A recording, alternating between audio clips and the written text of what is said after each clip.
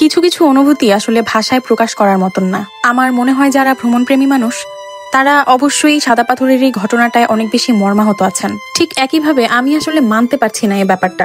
আমার বিশ্বাস শুধু আমি না, পর্যটক যারা আছেন বা যারা আসলে ভ্রমণপ্রেমী মানুষ বা যারা আগে পরে গিয়েছেন সাদা পাথরে, তারা অনেকেই ব্যাপারটা আসলে খুব স্বাভাবিকভাবে মানতে পারবেন না। আসলে মানুষ যে এমন পাথর খেকো হতে পারে, এটা এটা হয়তো আমাদের বাংলাদেশের জন্য একটা নমুনা। আমি বলবো আসলে বাংলাদেশে অসম্ভব বলতে কিছু নেই জানতাম, তবে এই পাথর খেকো ব্যাপারটা না ঠিক ডাইজেস্ট করতে পারছি না। জাস্ট রীতিমতন হাহাকার করে উঠছে বুকের ভেতর যখন এই দৃশ্যগুলো দেখছি আমি সাদা পাথরের। এই দৃশ্য দেখে তো আসলে আমরা অভ্যস্ত না।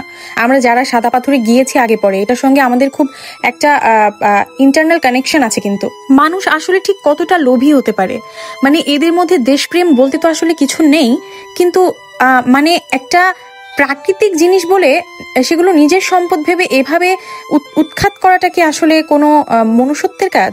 যে বা যারা এটার সঙ্গে জড়িত নিশ্চয়ই তারা খুব ক্ষমতাধর, আর তারা কি করবে আমাদের দেশ পরিচালনা? এর থেকে বড় জোক আর কিছু হতে পারে না।